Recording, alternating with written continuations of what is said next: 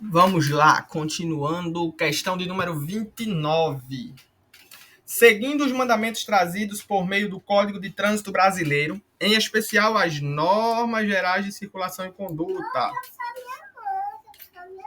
podemos afirmar que o condutor deverá, a todo momento, ter domínio de seu veículo, dirigindo-o com atenção e os cuidados indispensáveis à segurança no trânsito. Tudo ok aqui na letra A. Está dentro das normas de circulação. E ainda que eu não soubesse o que está ou não dentro das normas de circulação, a frase está bem, né? A gente está vendo que está com uma coerência bacana aqui no quesito trânsito, no quesito segurança. Né? A letra B diz: o condutor que tenha o propósito de ultrapassar um veículo de transporte coletivo de passageiro, gente, que esteja parado, acrescenta ainda mais, efetuando embarque ou desembarque de passageiros, deverá aumentar a velocidade? Não, já matei a questão aqui, ó, passei um X em cima e pulei, nem li o resto. Por quê? Estou ultrapassando um transporte coletivo de passageiro, efetuando desembarque ou embarque, e eu aumento a velocidade? Não tem lógica. Aí ele complementa, ó, dirigindo com atenção redobrada, ou parar o veículo com vistas à segurança do pedestre. Está tudo ok, exceto aumentar a velocidade, que seria diminuir.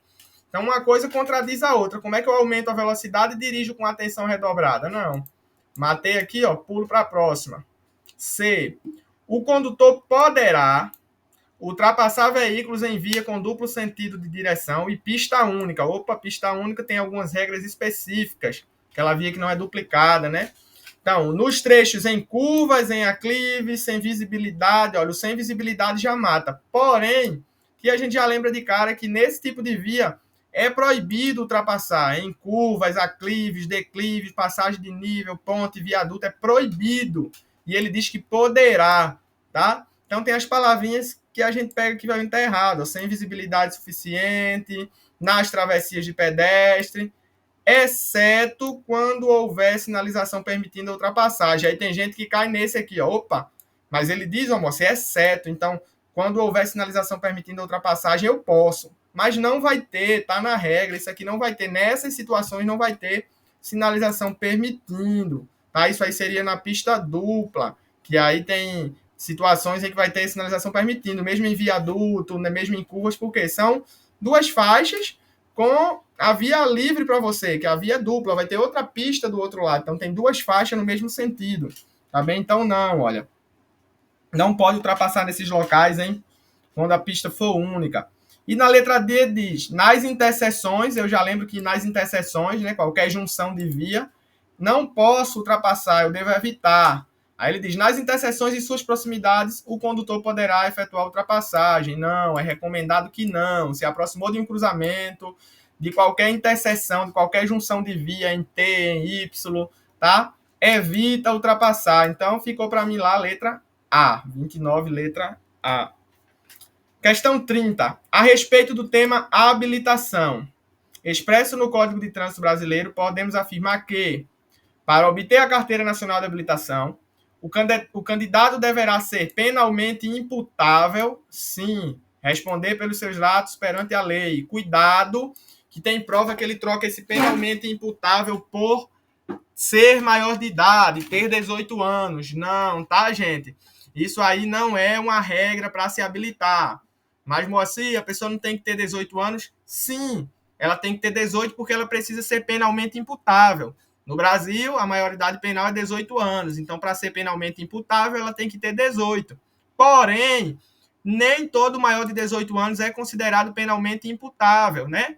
Tem gente aí que tem 18 anos ou mais e tem algum desequilíbrio mental, emocional, alguma deficiência aí, ele não pode ser considerado imputável, porque apesar dele ser maior de idade, ele não responde pelos seus atos perante a lei. Então, se cair aqui requisito ser maior de 18 anos, não.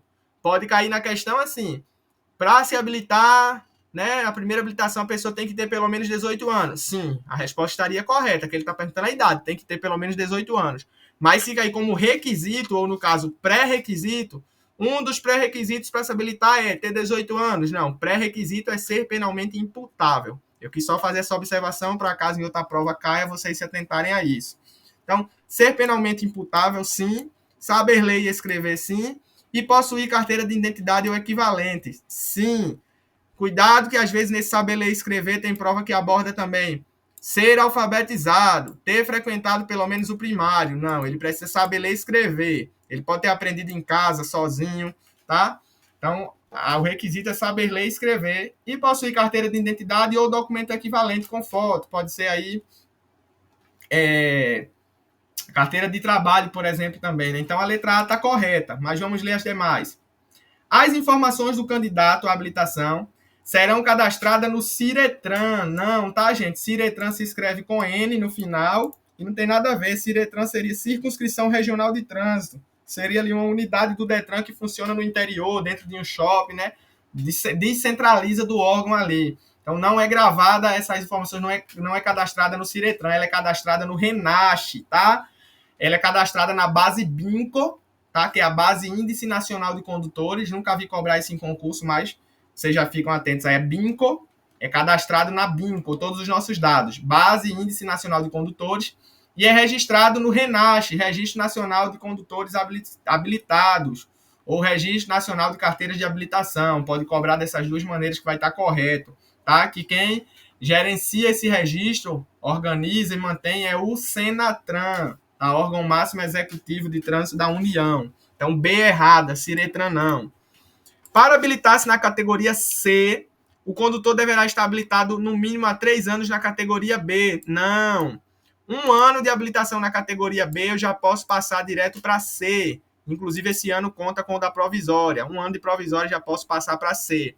Ou 2 anos para pular diretamente para D, que aí conta um da provisória e mais um da definitiva. Então, 3 anos para da B para C, não. Então, nem leia o resto da questão, tá? E aqui não ter cometido mais de uma infração gravíssima seria nos últimos 12 meses e não 24, como está aqui, tá certo? Para habilitar-se na categoria D ou E, D e E, ou para conduzir veículo de transporte coletivo de passageiro, de escolares, emergência ou produto perigoso, o candidato deverá ser maior de 28 anos. Não. O candidato deverá ser maior de 21 anos. Para se habilitar na conduzir esses veículos que precisam de curso específico, precisa ter pelo menos 21 anos, tá bem? Não é 28. Porque às vezes a pessoa atinge aqui a regrinha do tempo. Por exemplo, o cara se habilitou com 18 anos certinho. Aí ele, com 1 ano, né, 19 anos, já passou para a categoria C. Mais 1 ano, ele já pode passar para D, né? Então, opa, categoria D. Só que aí ele vai estar com 20 anos ainda. Ele pode, na regra do ano, aqui do tempo, de uma para outra, mas não vai poder na regra da idade. Tá? 21 anos. Então, a B, C e D errada, 30. Questão correta, letra A. Questão 31. A respeito da engenharia de tráfego, da operação, da fiscalização e do policiamento ostensivo de trânsito, é correto afirmar que qualquer obstáculo à livre circulação e à segurança de veículos e pedestres, tanto na via quanto na calçada, caso não possa ser retirado, deve ser devidamente sinalizado dentro do 40 horas. Se fosse horas, eu ficava na minha, né? Ele vem aqui com 40 dias. Como é que tem um obstáculo à circulação de pedestres e veículos e eu vou sinalizar, permitir, obrigue que sinalize com 40 dias, né? Não tem lógica, mais de um mês. Aí a B diz, a obrigação de sinalizar é da administração pública. Não, a obrigação de sinalizar é de quem promoveu a obra, o evento ali que está interferindo, tá? Letra C. Qualquer obra ou evento que possa perturbar ou interromper a livre circulação de veículos e pedestres ou colocar em risco sua segurança poderá ser iniciada sem a permissão prévia do órgão ou entidade de trânsito com circunscrição sobre a via. Não, é exatamente o contrário, ela precisa de permissão prévia. Então, esse sem permissão, ó, faz um xizinho, risca a questão, desce para a próxima, alternativa. D. O CONTRAN estabelecerá as normas e regulamentos a serem adotados em todo o território nacional quando da implementação das soluções adotadas pela engenharia de tráfego, assim como padrões a serem praticados por todos os órgãos e entidades do Sistema Nacional de Trânsito. Sim, o CONTRAN é o Conselho Nacional de Trânsito, órgão máximo normativo, consultivo, regulador, né? Então, ele regula todas essas normas a nível nacional.